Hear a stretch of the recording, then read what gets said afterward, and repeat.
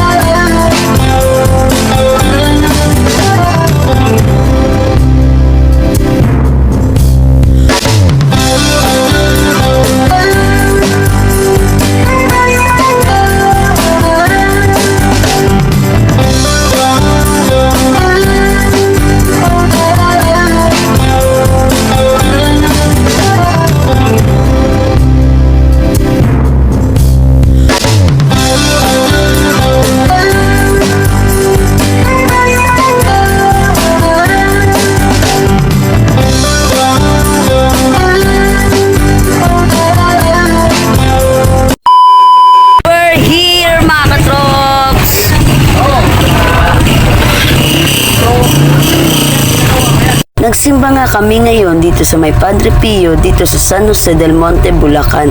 May pagkasimilar siya sa kamay ni Jesus, pero mas matindi ata yung lalakarin namin dito. Kasi dito may mga pataas ka pang dadaanan. At ito nga pala ang pinaka-church ng Padre Pio. Dito nga pala ginaganap ang mga misa. Inagahan na namin papunta dito para maka-attend kami ng misa. Pero ang sabi nila, 3:00 pa daw ang misa. Kaya naman, kumain muna kami. Dito nga pala sa may gilid ay ang mga kantin. Bawal na pala ang mga vendor sa loob. Marami ka rin naman pwedeng pagkainan dito at marami ka din naman pwedeng mabili dito. Dito nga lang ito banda sa may bungad kasi nga bawal na nga sa loob. Ito nga pala ang mga ulam na pwede niyong pagpipilian dito. At ito na nga, nag-aasikaso na nga kami ng aming kakainin. Actually, may baon talaga kami dito. Hindi lang kami nakabili ng ulam. Gawa nga na tuloy-tuloy ang biyahe namin. Kain muna kami bago kami magsimba at maglibot. Namimili tayo ng ulam. Ulam lang talaga ang bibili namin dito kasi nga napakarami naming baong kanin at ito nga ang mga ulam nilang pwedeng pagpipilian.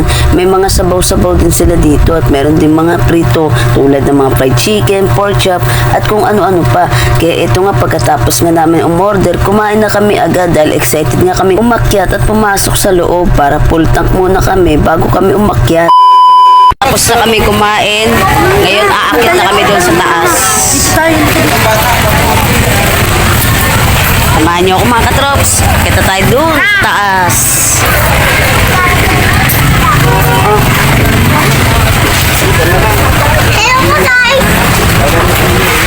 Let's go! Ito nga pala ang kapilya di San Padre Pio. Dito muna ginaganap ang mga misa at ito muna madadaanan mo bago ka makapasok sa taas. Kaya naman, magdasal muna kami dito. Wala pa namang misa, 3:00 pa daw. Ito nga't nagsindi muna kami ng mga kandila. At ito nga pala ang ibig sabihin ng bawat kulay na kandila. So, ayun mga katrops, bago tayo umakyat dun sa taas, kailangan muna natin mag-login. Ayan, doon. So, doon kami nag-login. Siyempre, nagdasal na rin kami. Ito yung pinaka-chapel nila. Ayan. So, ngayon, aakit na kami sa taas.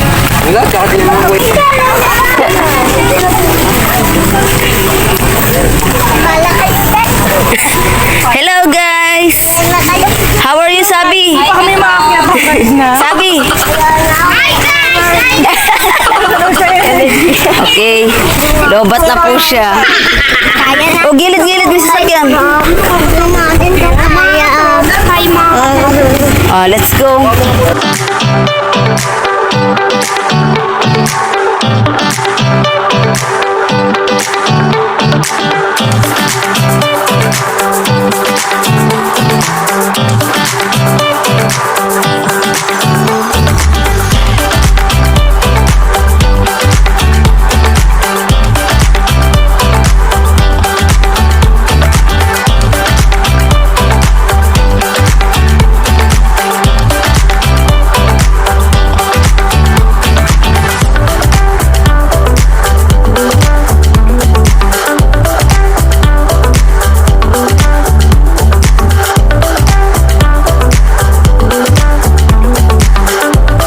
Grabe, inakit natin mga katrops.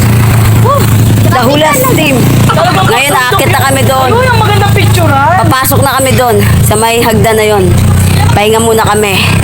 Tignan mo yung mga kasama ko. Okay pa ba kayo dyan? Ayan. Okay pa ba? Okay pa? Grabing taas. Ayan.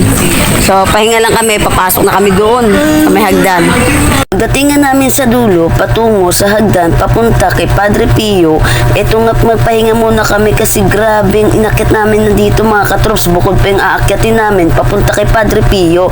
Eto nga tamang selfie muna ng aking mga mahal na magulang. At for the paypay na rin ng mga person kasi grabe talagang tirik ng araw dito. Mga pakit na po kami doon sa may hagdan. Kompleto na kami. Let's get this love. Let's go guys! Let's go! Let us all how to the new. Hindi ka ba dito?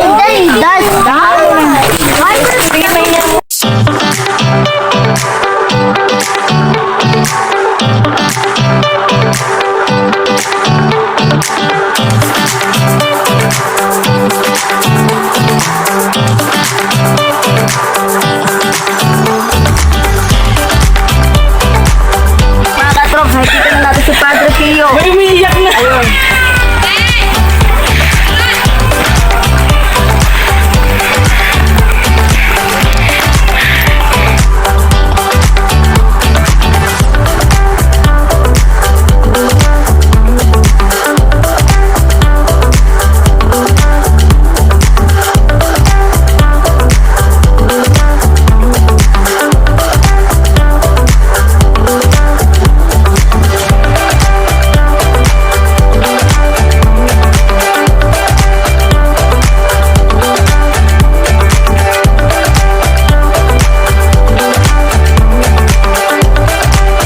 And finally mga katrop, sakarating tayo sa dulo. Yes. Grabe. Hindi ko na bilang yung steps. Hiningal ako dun. Yun daw. Pagdating dito sa taas, ay may makikita din kayong Padre Pio Memorabilia Sanctuary. Dito makikita ang mga rebulto nila Padre Pio at ang kanyang labi. Dito mo rin makikita ang mga kagamitan ni Padre Pio at ang iba't ibang historical about kay Padre Pio. Pagpasok mo nga dito, kailangan tahimik at taimtim kang nagdadasal. Bawal dito ang maingay. Ipapakita ko sa inyo mga katrops kung ano-ano ang makikita dito sa loob ng Padre Pio Memorabilia Sanctuary. Ito mga katrops, isa-isahin ko na. Ito nga pala ang kanyang larawan. Ito ang San Pio da Petrasiana. Ito naman ang larawan ng kanyang labi na makikita nyo sa harapan ng altar. At ito naman ang dasal para kay Padre Pio. Pray, hope, and don't worry Padre Pio. Prayer to Saint Pio. Pagkagalingan namin sa loob at pagkatapos namin magdasal sa Padre Pio Memorabilia Sanctuary, agad nga ni Mamang inilagay sa santo ang kanyang bracelet. Kayo sa kabila. Tara! Dito sa kabila. Pagkatapos nga namin sa may Padre Pio Memorabilia Sanctuary, agad na nga nilibot ng inyong katrops kung ano-ano pa nga bang meron dito sa taas. At dito nga sa taas ay may makikita din kayong Padre Pio Mountain of Healing Candle Station.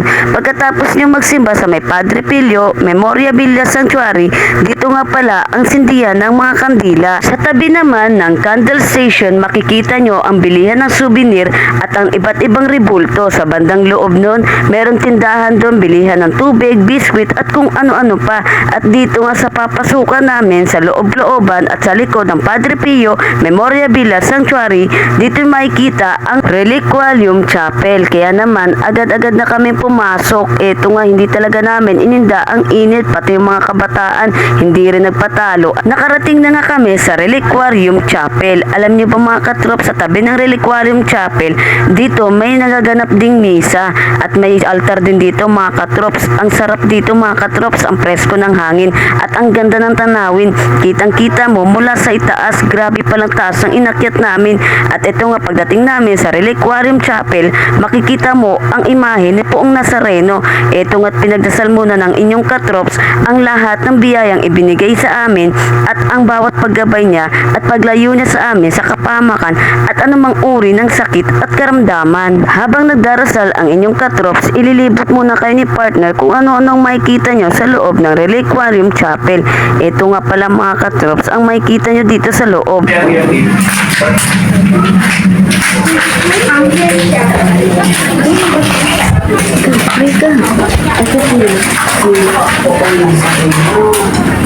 Pagkatapos ko nga magdasal, eto si mama, nakita kong papunta na rin siya sa Reliquarium Chapel. Kaya agad ko namang inalalayan. Kahit hirap yan maglakad si mama, talagang kinaya niya ang pag-akyat dito. Wala naman kasi talagang imposible basta malakas ang pananampalataya mo. Pagkatapos nga namin sa may Reliquarium Chapel, dito sa may gilid, dito muna kami nagpalipas at nagpahinga. Grabe din talaga kasi ang pagod namin dito mga katrops. Pero bilib na bilib ako sa mga kabataan, lalong-lalo na kay mama, dahil sa sobrang taas na to, kinaya naming lahat to. Grabe, congrats sa atin mga katrops. Habang nagpapahinga kami, pagtitripan ko muna yung mga kasama ko, ililibot ko muna yung camera, titignan natin kung ano-ano na ba ang itsura ng Team Hulas. Charot! O diba may nakaredy na nga, o sige. At ayun pa nga yung iba dyan, halagaga, hala, sige. Pero worth it naman mga katrops, diba? Ipapakita ko sa inyo mga katrops ang tanawing makikita nyo dito mula sa itaas.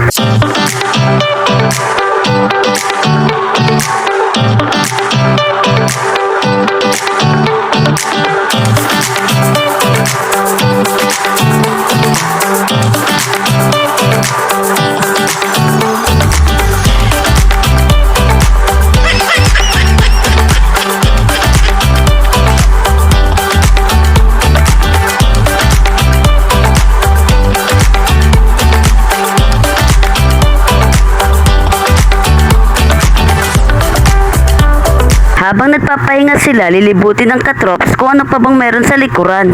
Buong taas. Ngayon, pupunta naman kami sa kabila. Titignan naman namin kung anong meron doon. Yan. So, let's go.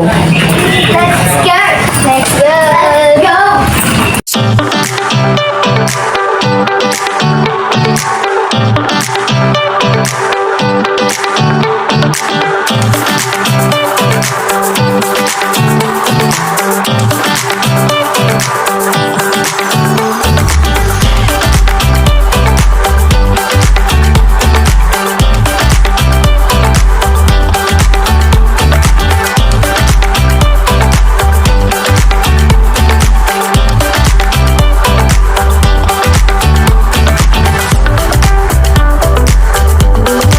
Ayan, nandito na kami sa kabila. Doon kami galing. Doon. Tapos tumawid kami. So, ito ganito yung ano, yung ambience dito sa kabila. Ayan, napaka-fresh. Tita Bern. And ang sarap magpahinga dito. Hot din, Tita Bern. Dito na lang. Sa akin, Sa ngayon kasi mainit pa yung upuan kasi gawa nga na mainit pa. Anong oras pa lang, tanghaling tapat pa lang. Pero maganda magpahinga dito kapag mga hapon yan. Malamig. Sariwa yung hangin. Meron din ditong souvenir shop. Ayan. May mga mabibili ka dito na damit, mga mga bulto, si Padre Pio. So, titignan natin kung anong pwede natin mabili sa souvenir shop. Let's go. Ito ang mga souvenir na pwede nyo mabili dito sa may souvenir shop, dito sa may tabi ng Reliquarium Chapel. Tatawid ka pa pala dito mga katrops sa ito, meron sila mga t-shirt, meron din sila dito mga bracelet, necklace, meron din sila dito mga keychain, ito yung mga rebulto, meron din mga rosary, at kung ano-ano pa. Marami kang pagpipilian dito mga katrops sa pwede mong mabili na souvenir. Tama, pahinga muna kami. Mainit pa dun sa pinunta namin kanina. Lumabas na yung haring araw, kaya papahinga muna kami. Pabalik na kami sa kabila kasi mainit pa, hindi pa kami makatambay. So ipapakita ko sa inyo guys kung ano yung makikita nyo dito sa may taas. So ito yun. Dito sa itaas, makikita nyo ang 50-foot statue of Padre Pio, Padre Pio's Reliquarium, Candle Station, Garden of Healing, at ang souvenir shop. So ayun yung mga pinakita ko sa inyo. Yun yung mga makikita dito. Pag nakaakyat ka sa 50 feet Padre Pio statue, yan. Pag nakarating ka dito, yun lahat yung makikita nyo dito sa taas. Ayan, babalik muna kami sa kabila. Alright, so ngayon pabalik na kami sa baba. Hindi na ako play ang video game. Yes. Yan, medyo masarap na yung hangin. Sariwa yung hangin dito mga katrops. And Kasi Zoe, maganda rin talaga tong lugar na to. I think hindi ko na madadaanan yung yung mga galing na ka. hagdan pababa kasi iba yung exit dito. So, hindi ko na mabibilang kung ilang steps yon. Ayan, so ito. Bilang. Pababa na kami. Dito na kami sa baba, sa may exit. So, kanina, dito kami nag-entrance. Diyan sa may hagdan. Tapos, dito rin kami nag-exit sa kabila. Ayan. Dito kami dumaan pa exit. Tapos pumunta kami dyan din. Opo. Ayan, so, pabalik na kami sa sasakyan ngayon dahil aatin kami ng misa. Tapos pumunta kami sa Corsada. Let's go mga katrops! Let's go!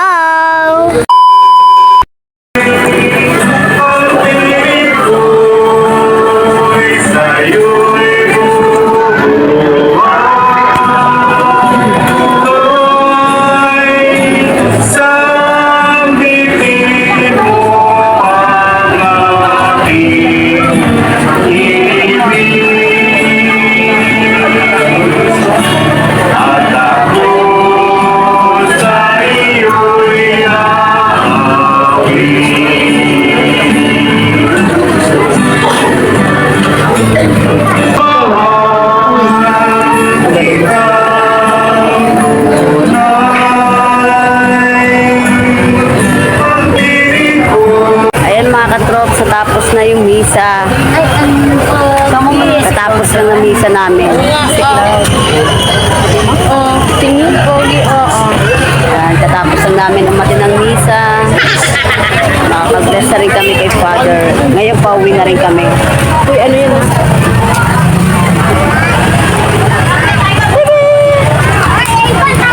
Pogi ng baby, isa pa. Mawala yan, mawala yan. Pogi talaga. Ang bukit naman din.